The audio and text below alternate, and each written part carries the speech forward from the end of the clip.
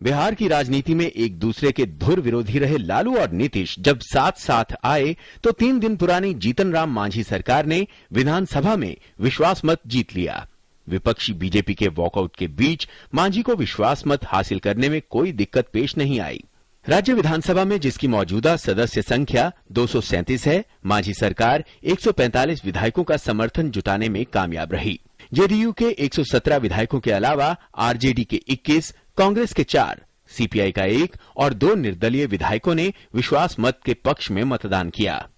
यदि आपका और सभी साथियों का जिस प्रकार से हमें प्राप्त है विश्वास, अगर ये विश्वास कायम रहेगा तो जो भी समय हम लोगों का बचा है, एक समय ऐसा आएगा कि फिर बिहार को हम लोग आगे बढ़ाने में सक्षम होंगे और फिर आगे ले चलने में हम इसको आगे ले चल सकते हैं। नई सरकार को विधानसभा में बहुमत साबित करने के लिए बुलाए गए विशेष सत्र की कार्यवाही सुबह 11 बजे शुरू हुई। कार्यवाही शुरू होते ही मांझी को सदन का नेता चुन लिया गया। इसके बाद उन्होंने विश्वास मत पेश किया। पक्ष विपक्ष की चर्चा के बाद मुख्यमंत्री जीतन राम मांझी ने जवाब दिया। हालांकि बीजेपी ने कुछ मसलों पर आपत्ति जताते हुए सदन से वॉकआउट किया। बीजेपी के सदस्यों के जाने के बाद विश्वास मत ध्वनि मत से पारित हो गया। बीजेपी ने जहां गठबंधन को अवसरवादी करार दिया, वहीं आरजेडी ने कहा कि बहुमत ना होने के डर से बीजेपी सदन से चली गई।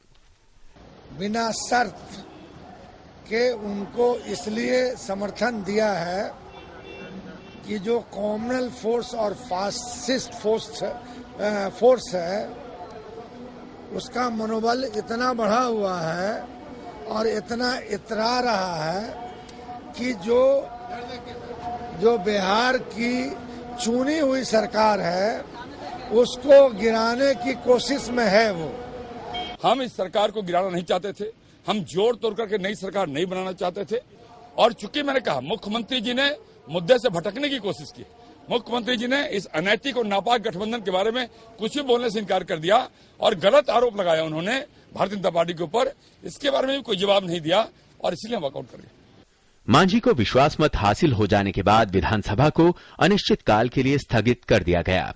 जीतन राम मांझी 20 मई को बिहार के मुख्यमंत्री बनाए गए थे। लोकसभा चुनाव में जेडीयू के निराशाजनक प्रदर्शन के बाद नीतीश कुमार ने मुख्यमंत्री पद त्याग दिया था। नीतीश ने अपनी जगह इस कुर्सी के लिए मांझी के नाम का सुझाव दिया और उन्हें सीएम की कुर्सी मिल गई। बहुमत साबित करने का मौका आया तो आरजेडी के समर्थन से वो काम भी हो गया।